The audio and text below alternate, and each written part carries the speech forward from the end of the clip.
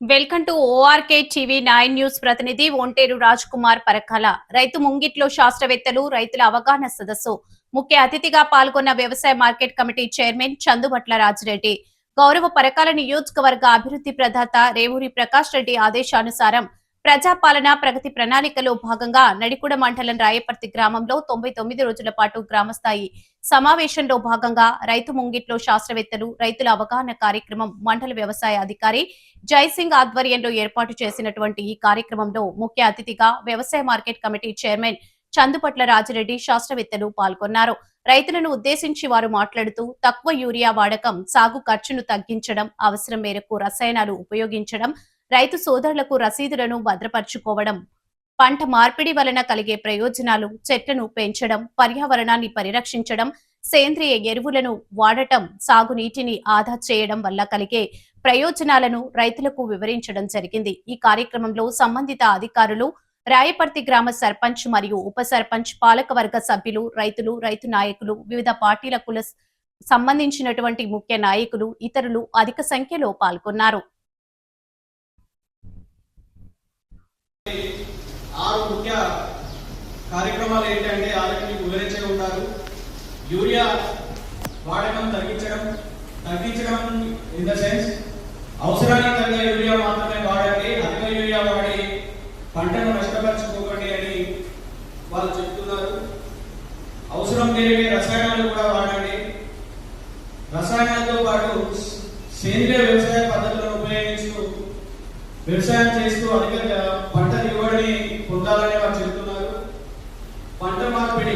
పంట మార్పిడి చేస్తూ సుస్థిర ఆదాయాన్ని పొందుతూ అధిక రాబడి మీరు పొందాలని వారు తెలియజేస్తున్నారు.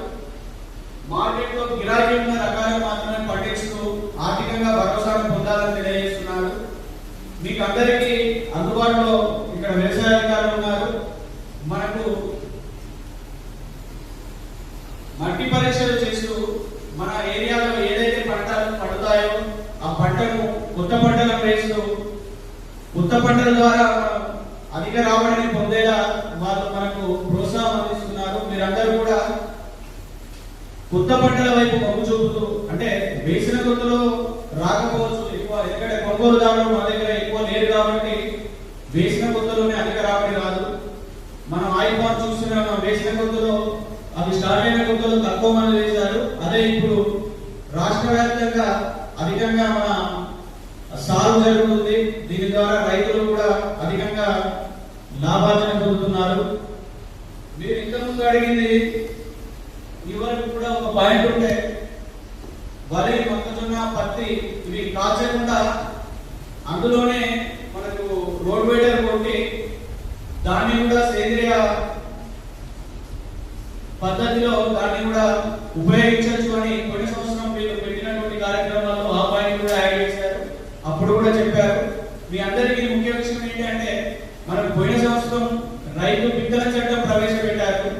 మీరు ఎక్కడైతే ఎరువులు కొంటారో అక్కడ కంపల్సరీ మీరు బిల్లులు పొందాలి. ఒకవేళ మీకు ఏదైనా పంట నష్టం జరిగినట్టయితే ఆ బిల్లులు వ్యవసాయ శాఖ అధికారులకు సమర్పించినట్టయితే వారి మీద తక్షణమే చర్య తీసుకుంటారని చెప్పారు. మీ అందరికీ పోయినసారి కూడా నేను ఒకటే చెప్పాను, మేల్ ఫీమేల్ పండిస్తున్నప్పుడు మీరు ఎవరి దగ్గర అయితే ఎరువులు తీసుకుంటారో, విత్తనాలు తీసుకుంటారో అవి మీరు వాళ్ళ దగ్గర ఒక అగ్రిమెంట్ చేసుకోండి. ఎందుకంటే వాళ్ళు మీకు ఇచ్చే వాళ్ళు కంపెనీ వాళ్ళు కాదు, కంపెనీ వాళ్ళ దగ్గర నుంచి దళారులు మీకు ఇస్తున్నారు. ఆ దళారులు మీకు ఆ మేల్ ఫీమేల్ విత్తనాలు ఇవ్వడం ద్వారా ఒకవేళ ఫ్యూచర్ లో ఏమైనా మీరు లాస్ అయినట్టయితే మీరు ఎవరిని అడుగుతారు?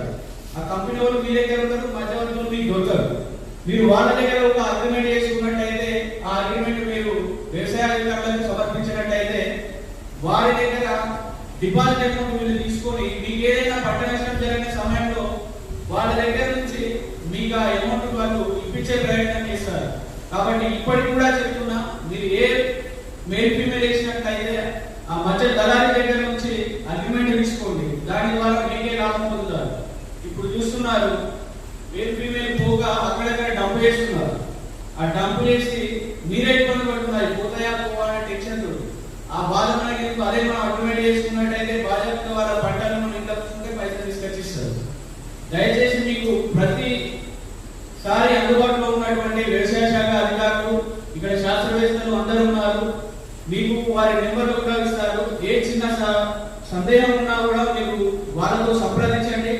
వాళ్ళతో సంప్రదించినట్లయితే మీకు ప్రతి వేళ వాళ్ళు అందుబాటులో ఉంటారు. ఇంకోటి ఆర్టికల్